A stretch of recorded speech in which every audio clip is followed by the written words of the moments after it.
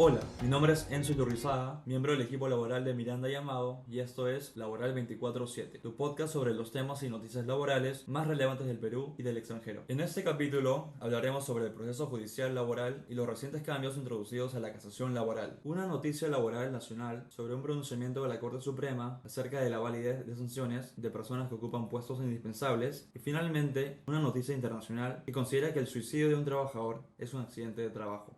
Toda persona, natural o jurídica, tiene la posibilidad de acceder al Poder Judicial para hacer valer sus derechos. Por ejemplo, cuando un trabajador considera que su empleador no le ha reconocido un derecho o lo ha hecho en menor cuantía, puede acceder a la justicia especializada en materia de trabajo. Ahora bien, para brindar la solución a un caso, los jueces realizan una serie de actos organizados que se conocen como proceso laboral. En este capítulo abordaremos los principales tipos de procesos a través de los cuales se resuelven los conflictos laborales: el ordinario y el abreviado, regulados en la nueva Ley Procesal del Trabajo, Ley 29497, la cual procuró en su diseño que los procesos laborales sean más sencillos y predominantemente orales. ¿En qué consiste el proceso ordinario laboral? El proceso ordinario laboral es un proceso que se organiza en primera instancia en dos audiencias previas a la emisión de la sentencia, la de conciliación y la de juzgamiento. Todas las materias que surjan con ocasión de las prestaciones de servicios de carácter personal, de naturaleza laboral, formativa, cooperativista o administrativa, sean individuales, plurales o colectivas, pueden ser discutidas en el proceso ordinario. Una vez presentada la demanda, el juez convoca a las partes a una audiencia de conciliación. Si las partes no llegasen a un acuerdo, el proceso continúa con la audiencia de juzgamiento. La audiencia de juzgamiento tiene una especial importancia porque en esta se confrontan las posiciones de las partes, se evalúan las pruebas ofrecidas y se presentan los alegatos finales. Concluida la audiencia, el juez puede emitir la sentencia que resuelve el caso o reservarse el fallo para emitirlo dentro de los 5 días siguientes. ¿Y en qué consiste el proceso abreviado laboral? El proceso abreviado laboral se caracteriza porque las etapas de conciliación y juzgamiento se realizan en un solo acto denominado audiencia única, lo cual hace de este proceso uno más breve que el ordinario. Este tipo de proceso corresponde cuando la reposición se plantea como pretensión principal única o cuando se plantean pretensiones relativas a la vulneración de la libertad sindical. También cuando se plantean pretensiones referidas a pagos que no superan las 50 unidades de referencia procesal, es decir, este año 24.750 soles. Ahora bien, independientemente del tipo de proceso, ordinario o abreviado, la justicia laboral garantiza a los trabajadores o empleadores insatisfechos con el resultado de primera instancia que puedan interponer un recurso de apelación a fin de que una segunda instancia evalúe y resuelva el caso. Finalmente, en algunos casos, se puede recurrir a la Corte Suprema con la interposición de un recurso de casación, cuyo objetivo es garantizar la uniformidad y predictibilidad de los criterios judiciales. Las reglas que rigen el recurso de casación han sido modificadas recientemente por la Ley 31699. Estos cambios buscan reforzar el carácter excepcional de este y tendrán un impacto importante en las estrategias a seguir por las partes en la tramitación de sus procesos laborales desde su inicio.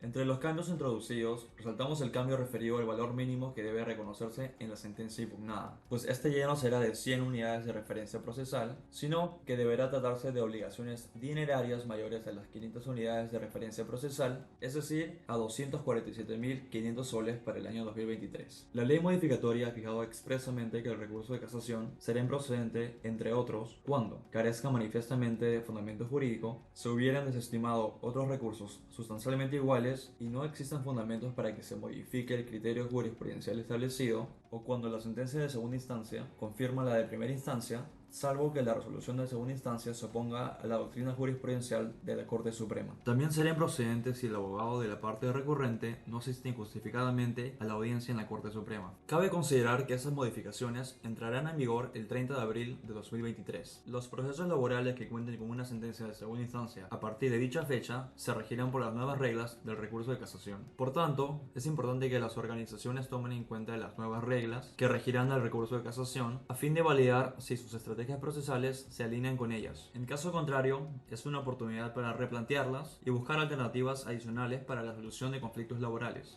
La noticia laboral del Perú es acerca de un pronunciamiento de la Corte Suprema, que indica que es posible sancionar al personal que se encuentra materializando una huelga por no cumplir con su deber de asistir a trabajar a pesar de ocupar puestos indispensables declarados por su empleador. En el caso concreto, un trabajador impugnó la suspensión impuesta por su empleador, alegando que esta sería ilegal, puesto que el sindicato había cumplido con materializar una huelga conforme a los requisitos previstos para tal efecto, incluyendo la entrega de la nómina de puestos indispensables. Por su parte, el empleador resaltó que el trabajador había sido sancionado por tener calidad de personal indispensable y no haber acudido a trabajar. En primera instancia, se le dio la razón al trabajador, al considerar que, dado que la comunicación de puestos indispensables del periodo en el que se ejecutó la huelga estaba en divergencia, no se podía determinar si el trabajador era parte de los puestos indispensables. Asimismo, la imposición de la sanción se efectuó cuando la huelga había sido declarada improcedente y no ilegal. No obstante, en segunda instancia, la sentencia de vista revocó dicha decisión, al considerar que debía aplicarse lo resuelto en la última divergencia sobre los puestos indispensables, en la cual se incluía al puesto de trabajo del demandante como indispensable. La Corte Suprema ratificó lo señalado por la sentencia de vista, resaltando además que la empresa cumplió con comunicar al trabajador de forma previa a la materialización de la huelga su condición de personal indispensable, sin que hubiera cuestionamiento de dicha calificación por el demandante. En ese sentido, la inasistencia del trabajador era pasible de ser sancionada, concluyéndose que la empresa actuó de forma válida en ejercicio de su facultad sancionadora en resguardo de su libertad de empresa y observando el debido proceso. A lo largo de los últimos años, la Corte Suprema ha emitido diversas sentencias sobre la validez de sancionar al personal que se encuentra ejerciendo una huelga, así que estaremos atentos para verificar si se mantiene este criterio.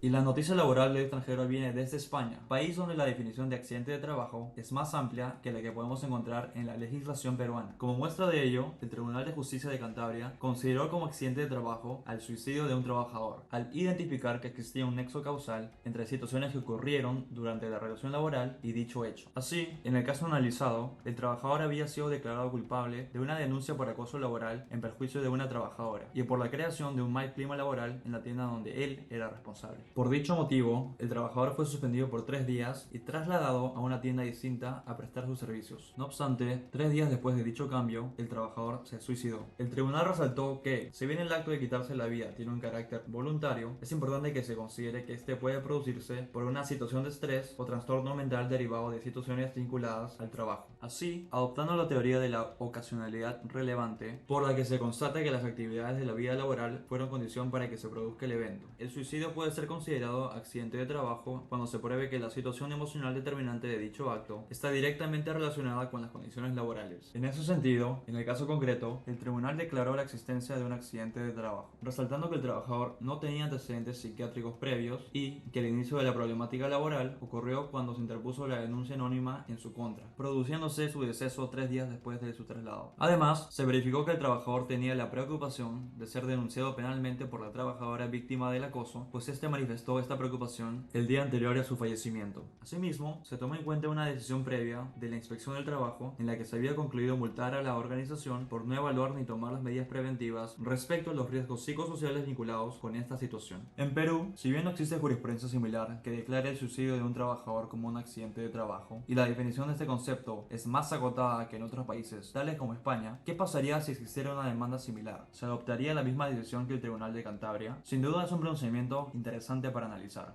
Gracias por escuchar este capítulo de Laboral 24/7. Si te gustó, por favor, síguenos en Spotify o suscríbete en Apple Podcast. En el blog de Miranda Llamado podrás encontrar los links a las noticias laborales que hemos comentado. Finalmente, no te olvides de realizar nuestras alertas laborales y suscribirte a nuestro WhatsApp corporativo. Hasta la próxima.